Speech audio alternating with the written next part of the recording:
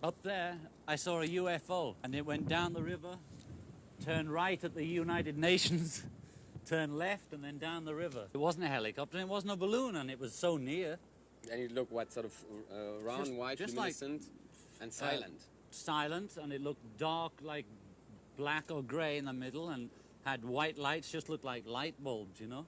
Just going off, on, blink, blink, blink, blink, round the bottom, and on top was a red light. Esse foi o John Lennon relatando um avistamento que ele teve em Nova York, logo após se mudar para um apartamento que era cobertura. E ele realmente ficou bastante impressionado com o avistamento. Acho que ele não estava usando LSD nesse momento, não. Parece bem veraz o depoimento, bem detalhado. Indiana, 1954. Eles invadiram a nossa casa e instalaram equipamentos na sala de jantar, disse Pat. O exército queria principalmente falar comigo. Eu, uma menina de 11 anos com segredos na cabeça. Mas os alienígenas me disseram para não contar nada. Me alertaram que esses homens viriam tentar confundir a minha mente. E aqui estão eles. 2 médicas preparam seu equipamento no quarto e ministram uma injeção em mim. Me fez adormecer. E deitado na cama de minha mãe, em cima de algumas toalhas, contei tudo para eles da minha história. Inclusive, lhes disse que estavam onde os seres brancos brilhantes estiveram.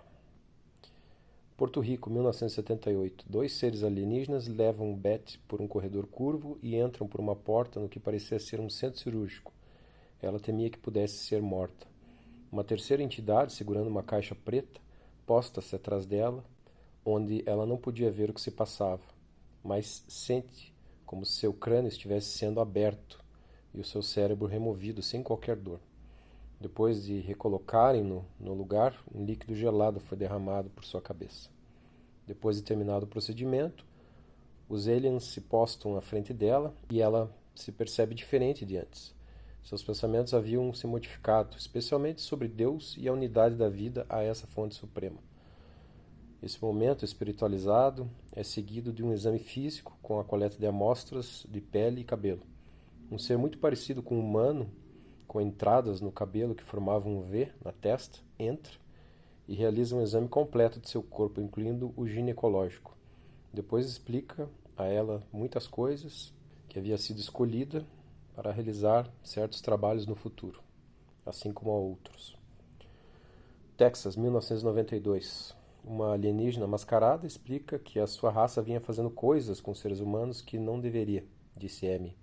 Ela e muitos grupos de sua raça e outras alienígenas estavam procurando interromper esses abusos praticados, atuando em conjunto com alguns grupos humanos nesse processo.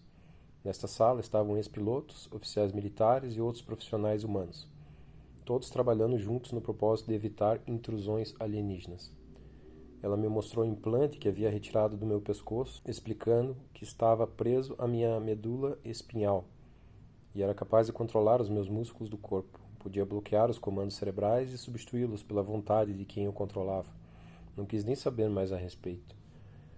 Assim como Pat, Beth e Amy, também fui abduzida, sequestrada à força e controlada por entidades não humanas.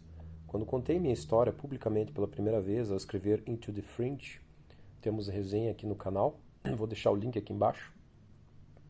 Fui contactada por essas mulheres e outras pessoas com experiências similares, em busca de algum tipo de suporte e assistência.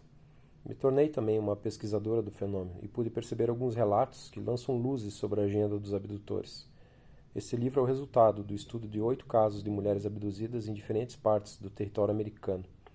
A correlação de evidências desses casos amplia consideravelmente o que sabemos a respeito do cenário ufológico e refaz algumas hipóteses antes evitadas ou descartadas.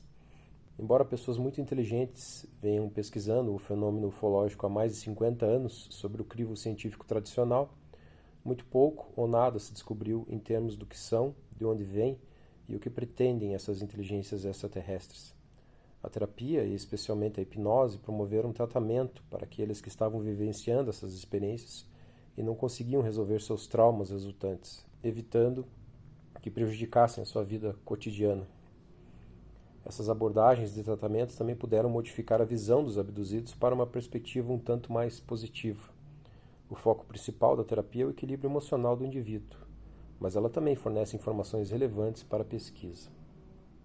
Muitos casos de abdução envolvem indução hipnótica de falsas imagens e memórias. No primeiro caso, para prevenir respostas físicas indesejadas no momento do sequestro. Esse estado alterado impede a avaliação objetiva da situação pela testemunha.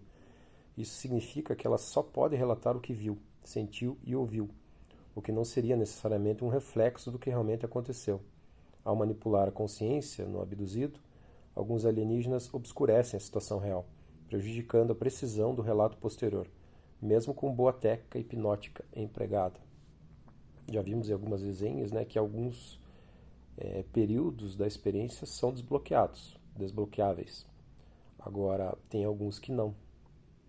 O medo concorre muito para isso. Quando o hipnotizador consegue remover o medo, deixar o abduzido mais tranquilo, e geralmente isso ocorre em várias sessões, né? Daí isso vai amenizando, a experiência vai... Depois da primeira sessão vai havendo transbordo de memórias, o abduzido vai se tornando mais tranquilo para reaver esses episódios, né? Com menos trauma, menos medo mesmo, né? De instinto de sobrevivência, as coisas vão acontecendo, né? Mas nem tudo sempre é possível saber. Há bloqueios que são impenetráveis, né? E o pessoal que trabalha com isso sabe disso. 4 das 8 mulheres cujos relatos estão nesse livro têm memória consciente dos eventos e não precisaram se submeter à hipnose, o que favoreceu a pesquisa aqui realizada. Elas não se conhecem, moram em estados diferentes e uma em Porto Rico. Antes de mais nada, um pequeno exemplo de como os alienígenas criam realidades virtuais subjetivas, confundindo lembranças das pessoas e dificultando o trabalho de resgate de memórias fidedignas aos fatos. Aqui é um caso envolvendo o relato de 3 pessoas. Vejamos. Eu estava investigando as experiências de abdução de Ted Rice, um médium de excelente reputação nos Estados do Sul. Ted testemunhou um cenário de realidade virtual, aparentemente, quando estava na Flórida visitando uma amiga, Marie, junto com outra hóspede, Amélia. As 2 mulheres ocupavam 2 camas de solteiro em um quarto, e Ted dormia no final do corredor em outro.